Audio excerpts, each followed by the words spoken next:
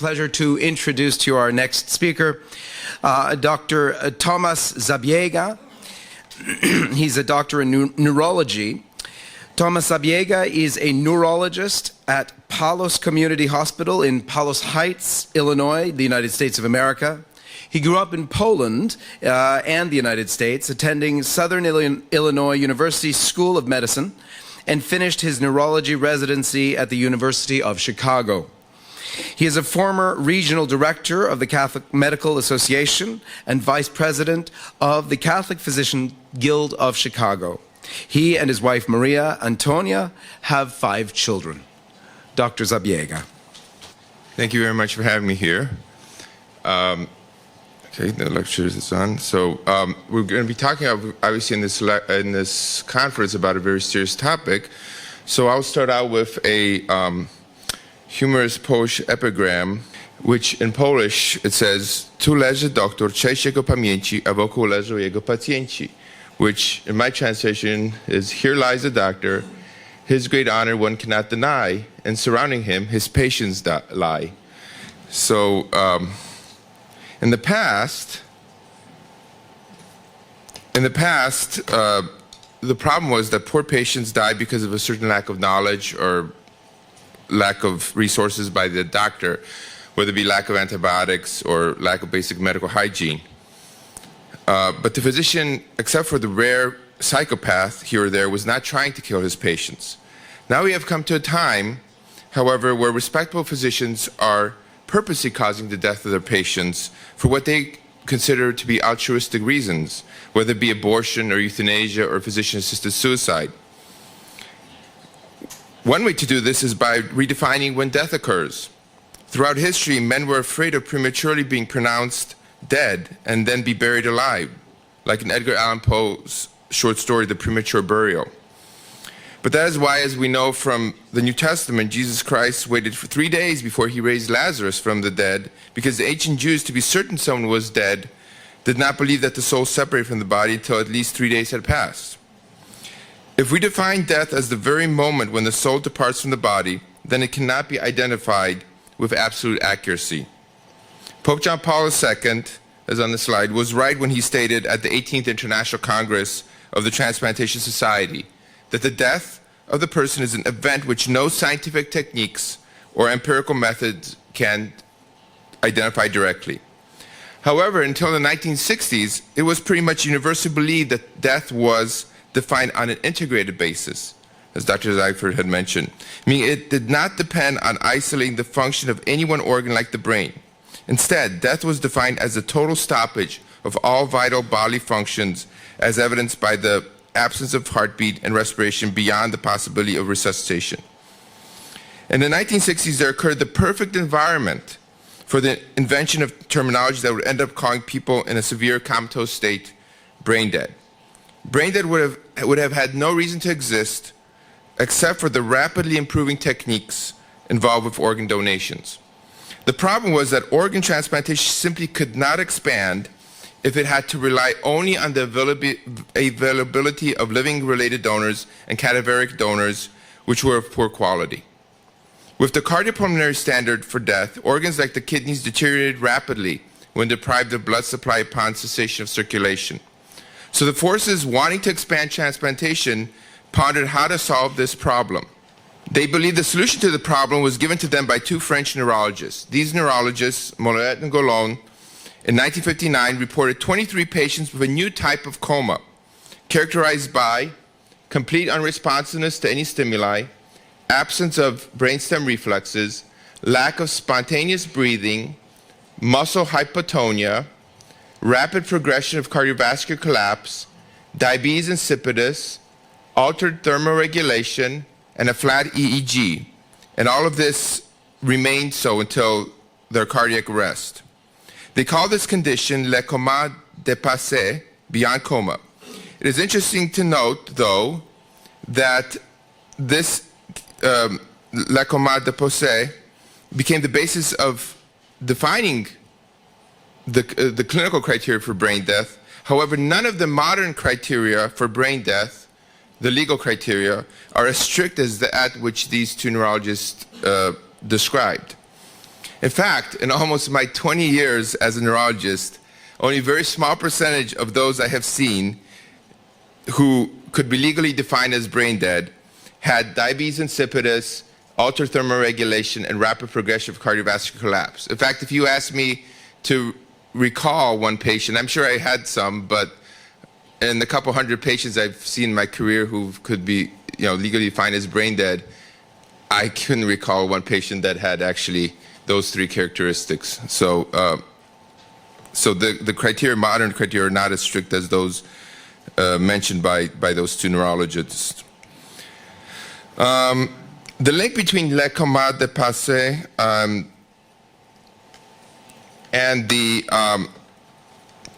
an organ transplantation did not take long to make. In 1963, the Belgian neurosurgeon Guy Alexander used Molleret and Goulon's study to formulate 5 neurological criteria for death, which he applied on quote, patients with head injuries whose hearts had not stopped to do kidney transplantation.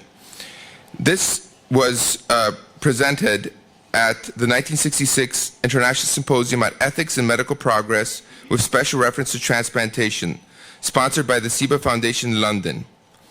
However, several participants opposed this new definition of death proposed by Alexander. This was best stated by David Dobb, who said, under the classical definition of death, which should not be lightly discarded, an irreversibly unconscious person whose life depends on a machine is still alive. The doctor may be right to stop the machine and let him die, but until death occurs, interference with his body is illicit. It is not a corpse.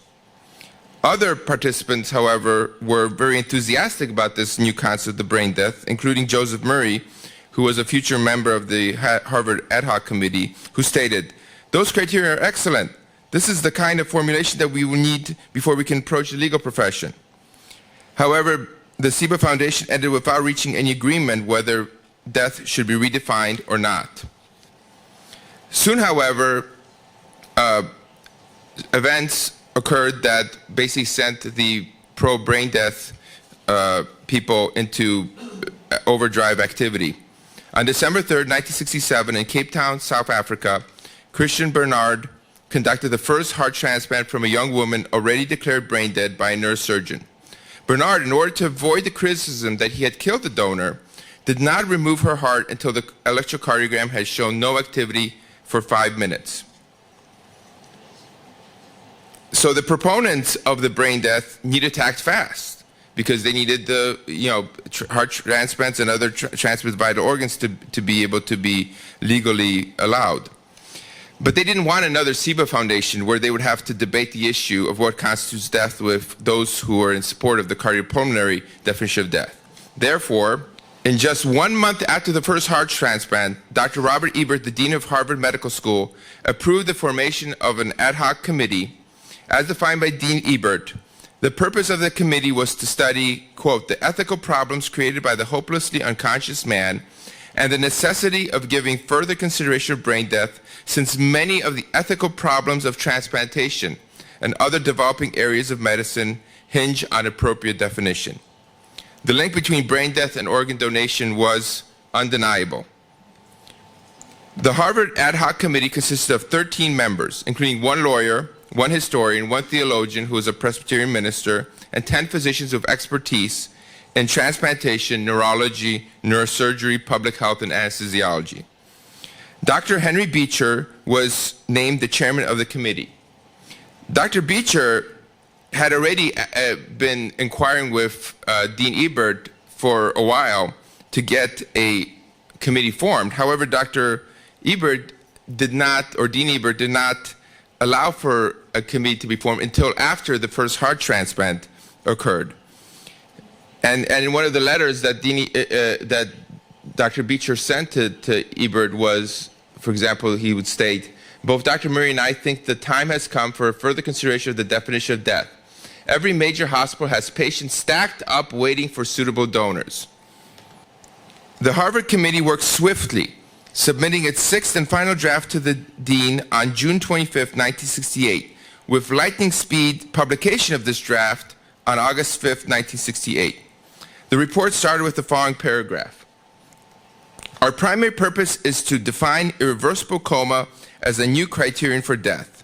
There are two reasons why there is a need for a definition. One, improvements in resuscitative and supportive measures have led to increased efforts to save those who are desperately injured. Sometimes these efforts have only partial success, so that the result is an individual whose heart continues to beat but whose brain is irreversibly damaged. The burden is great on patients who suffer permanent loss of intellect, on their families, on the hospitals, and on those in need of hospital beds already occupied by these comatose patients. And the second reason was obsolete criteria for the definition of death can lead to controversy in obtaining organs for transplantation. Though in statements prior to the start of the committee, Beecher and Ebert had made it clear that the reason for the committee was the problem of defining brain death in order to procure more organ donations. In the text of the report, only 2 references were made to transplantation, with the committee purposely trying to erase the main reasons for its existence. So let's discuss the first reason given in the report for redefining brain death. First, the burden on patients who suffer permanent loss of intellect, on their families, on the hospitals, on those in need of hospital beds already occupied by these comatose patients. But why does this require pronouncing someone brain dead? Even before 1968, it was a long-standing medical tradition to quietly disconnect the ventilators of patients whose conditions were deemed terminal or irreversible. Pope Pius XII, in his address to anesthesiologists, clearly stated that there is, quote, no absolute moral obligation to prolong the life of a gravely suffering or irreversibly unconscious patient by extraordinary means. Even today, if you give a family a dire prognosis about their loved one not having much chance for any meaningful recovery, they will agree to withdraw life support, with only rare exceptions. Also, didn't Moulin-Goulon, in the description of La Coma de Passe, that such patients had patients had rapid progression of cardiovascular collapse? So the patients, their families, hospitals, and patients waiting for hospital beds would not be burdened, since by this definition, there would be no need for brain death because cardiopulmonary collapse should occur very quickly. However, maybe occur too quickly for the organs to be viable for transplantation. So the burden was more on the number of viable organs that would be available for transplantation than on the patient, the family, and the hospital. The second reason for the need of defining brain death, as given by the Harvard Committee, was that, quote, quote, absolute criteria for the definition of death can lead to controversy in obtaining organs for transplantation. However, there was no real controversy in obtaining organs for transplantation, as prior to 1968, kidneys were either taken from a related living donor or from persons who had succumbed to cardiopulmonary death. Therefore, the dead donor rule was in place, that vital organs like the heart can only be taken from dead people. The only controversy is that without defining a new form of death, harvesting organs prior to proclaiming a patient dead would amount to killing the patient by vivisection. So to avoid the controversy of physicians being accused of participating in the killing of a patient, legal and reputational protections needed to be afforded to the physician performing the removal of organs from the living donor. As Martin Pernick notes, the Harvard Committee needed to, quote, defend the entire medical profession against the public perception that transplant surgeons were organ-stealing killers. It actually started a controversy regarding the ethical procurement of organs rather than ended one. It must be said that the Harvard Committee was not a group of physicians and other professionals trying to debate and decide upon the controversies regarding brain death and organ donation. Harvard purposely wanted to avoid the true intellectual debate that occurred during the London SIBA Symposium 2 years prior. The goal of the Harvard Committee was to find the best and quickest way to persuade the rest of the world about the need for the definition of brain death and therefore increase the amount of organ harvesting for transplantation. Ralph Potter, the theologian member of the committee, later commented that, quote, it was not a deliberative body, unquote. 6 out of the 10 physicians on the committee were already outspoken proponents of brain death, and there was no one on the committee to represent the position of the traditional cardiopulmonary death criteria. The deliberations were done behind closed doors and done with great haste in order, as Mita Giacomini notes, that, quote, a timely statement would ward off legal challenges to transplantation, and Harvard's successful production of the first statement would preempt any competing groups' claims to authority in the area. The main reason it even took 6 drafts to produce the final report is that Dean Ebert wanted the committee to dumb down the more obvious pro-organ donation arguments of the earlier drafts. For example, in the first draft said, quote, "The question before this committee cannot be simply to define brain death.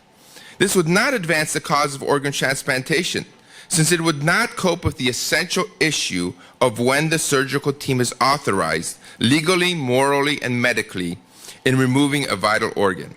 Another draft later on stated, "With increased experience and knowledge and development in the field of transplantation, there is great need for the tissues and organs of the hopelessly comatose in order to restore to health those who are still salvageable."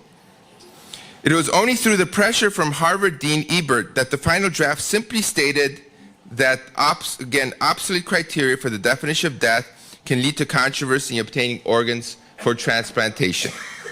This camouflage for the real intent of the Harvard Committee was obviously extremely successful in blinding the medical world to the real intentions of its members. But the medical world, and then the rest of the world, simply preferred to succumb to the utilitarianism of saving those who needed organs. Soon, almost everyone fell in line, because who didn't want to save the person who needed a heart or kidney to live? While the organ donor was not going to survive anyway, you might as well call him brain dead. This is the philosophy of our day in regards to this topic. Even Peter Singer, the utilitarian Princeton University philosopher, who has no problems with killing even small children, notes that the brain death criterion of death is nothing other than convenient fiction. I appreciate his candor, whereas many Catholic ethicists often tie themselves in knots to strain the gnat and try to make some philosophical defense of brain death. The real reason was stated by Dr. James Burnett, a brain death advocate whose views I will discuss soon, when in 2006 he stated, quote, "In the real world of public policy on biological issues, we must frequently make compromises to achieve acceptable practices and laws." In fact, in a neurology practice is quite clear that what the purpose of brain death is. It is amazing how we never really get much pressure in the hospital to pronounce a 90-year-old patient brain dead. And everyone is happy if we have to wait to remove the life support because some family member is flying in from another part of the country, and nobody's hurrying me. It's okay if just the family agrees to remove of life support. But when a 30-year-old patient with traumatic brain injury who's unresponsive and has absent cranial nerves comes in, I have the gift of hope transplantation people, the nurses, other physicians, and even hospital supervisors hovering around me and hurrying me like if the greatest emergency in the history of the hospital was occurring because I was not proclaiming the patient brain dead. The most important question to everyone is whether the patient was an organ donor, if not, putting as much pressure as possible on the patient's family to give the consent to donate the patient's organs. I will be called to see the patient immediately, like they'll call me, like I don't get called for strokes or status epilepticus as many times as if there's a patient who's considered to be brain dead. So I'll be called multiple times because no other patient takes precedence over proclaiming a patient brain dead. Since Dr. Beecher, going back to the history, since Dr. Beecher and his colleagues were only concerned with practical language in the Harvard Committee report regarding brain death, they did not provide any philosophical basis for such a definition. The obvious need by the pro-brain death medical community to give a philosophical justification for pronouncing someone brain dead led to the 1981 report on the medical, legal, and ethical issues in determination of death by the United States President's Commission for the Study of Ethical Problems in Medicine and Biomedical and Behavioral Research. This commission basically fully endorsed the philosophical defense of brain death published earlier that year by Dr. James Burnett, one of the most influential brain death proponents. Burnett made two assertions that both sides of the brain death debate can agree upon. He stated that death is an event, not a process, an irreversible biological phenomenon. He also stated that death is a permanent cessation of functioning of the organism as a whole. Such a definition of death is, one, applicable to other higher animal species, mammals. It's valid across cultures, and it's unlikely to be altered by future technological advances. However, where Bernat diverged from the ethical definition of death is that he proclaimed the brain as a central somatic integrator. He stated, quote, "It is primarily the brain that is responsible for the functioning of the organism as a whole. The integration of organs and tissue subsystems by neural and neuroendocrine control of temperature, fluids, and electrolytes, nutrition, breathing, circulation, appropriate response to danger, among others. The brain is necessary for the functioning of the organism as a whole. It integrates, generates, interrelates, and controls complex bodily activities. A patient on a ventilator with a totally destroyed brain is merely a group of artificially maintained subsystems, since the organism as a whole has ceased to function. In all cases, despite the most aggressive support, the adult heart stops within 1 week, and that of a child within 2 weeks." Again, as Moret-Moulon noted in 1959, these patients, now defined as brain dead, should have rapid cardiovascular collapse, diabetes insipidus, and altered thermoregulation.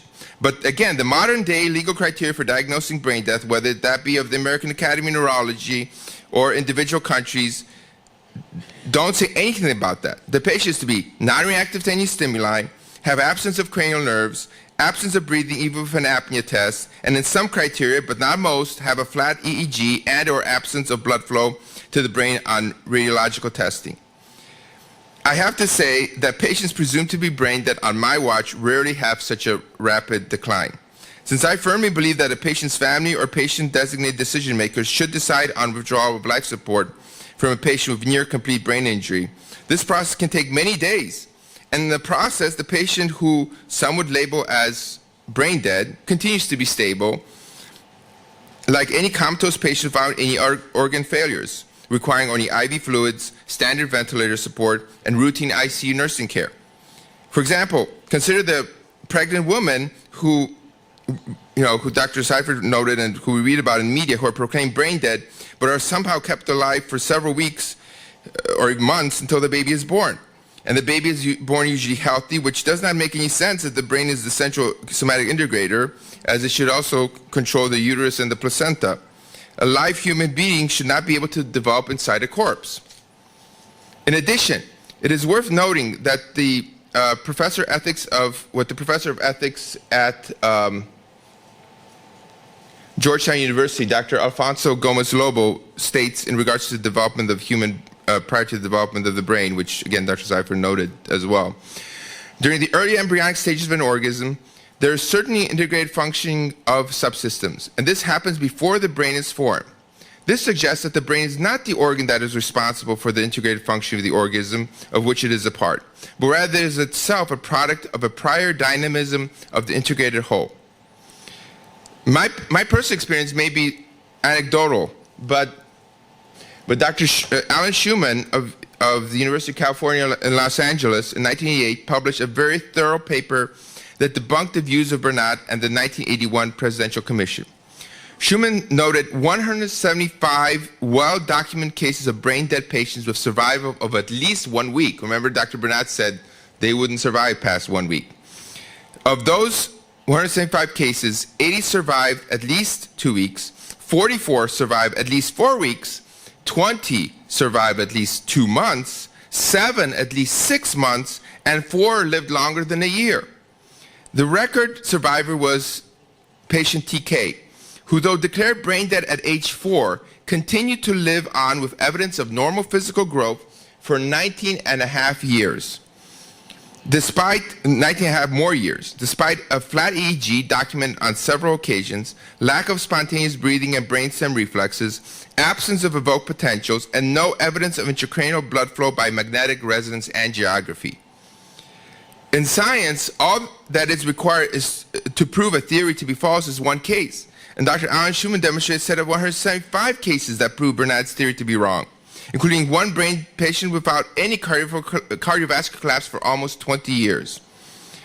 The problem is that it is difficult to even study the percentage of patients who would survive the 1 week cutoff date by Bernat, because patients are quickly pronounced brain dead, like I noted, and the organs removed within hours of being pronounced brain dead.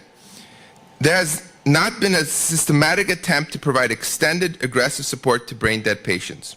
Those with healthy organs have the best survival potential, yet they are the ones who are most quickly taken to the operating room for harvesting of their organs. Like I said, no one bugs me about proclaiming a 90-year-old patient with heart, kidney, and liver failure brain dead.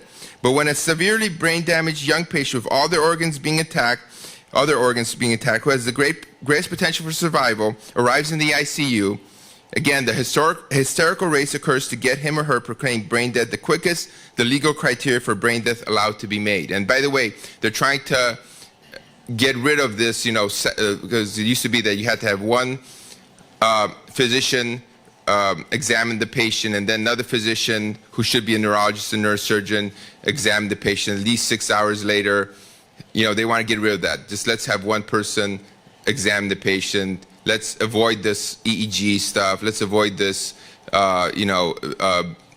brain flow, blood flow studies to the brain. Let's just, if they have absence of brainstem reflexes, if we examine them and they have, and then they do the apnea test, which again, Dr. Byrne will talk about how dangerous that is actually to patients who would be comatose. And if they have the criteria, they want to pronounce the brain dead right there and then, and get the organs, removed. Several other lessons can be drawn from Dr. Schumann's empirical data. First of all, brain death does not necessarily lead to imminent asystole. But again, imminent asystole or cardiopulmonary collapse is exactly how brain death advocates defend equating brain death to death. Second, at least some brain dead patients can survive chronically. Once they make it through the first few weeks, where the condition of any brain injured patient can deteriorate, their condition stabilize, no longer requiring sophisticated technological support. Finally, and most importantly, the so-called integrative functions mediated by the brain are in fact not somatically integrating. They are not responsible for the somatic integration of the organism. And two, most somatic integrative functions are not brain mediated. Dr. Schumann's seminal work was instrumental in completely debunking the theory that the brain is the central somatic integrator. Dr. Schumann's seminal work was instrumental in completely debunking the theory that the brain is the central somatic integrator. This was acknowledged in 2008 by the United States President's Council on Bioethics in its white paper entitled "The Controversies in the Determination of Death." The Council replaced the ambiguous term brain death with the physiologically more correct term brain failure. The Council criticized the idea of the brain as the integrator of vital functions when it stated, if being alive as a biological organism requires being a whole that is more than the mere sum of its parts, then it would be difficult to deny that the body of a patient with total brain failure can still be alive. The Council expressly proclaimed the link between brain death and organ procurement when it stated, if indeed it is the case that there is no solid scientific or philosophical rationale for the current whole brain standard, then the only ethical course is to stop procuring organs from heart-beating individuals. Unfortunately, despite the evidence, the President's Council did not come to the obvious conclusion from this statement that patients with brain failure are still alive. Instead, the Council upheld the neurological standard as a criterion for declaring death by advancing the rationale of so-called fundamental vital work. Fundamental vital work refers to, quote, the work of self-preservation achieved through the organism's need-driven commerce with the surrounding world. According to this idea, spontaneous breathing and openness to the world to be receptive to external stimuli, that is consciousness, are the two key elements of the organism's fundamental vital work. So again, spontaneous breathing and basically being conscious. This actually was even a worse justification for brain death than the brain as a central somatic integrator.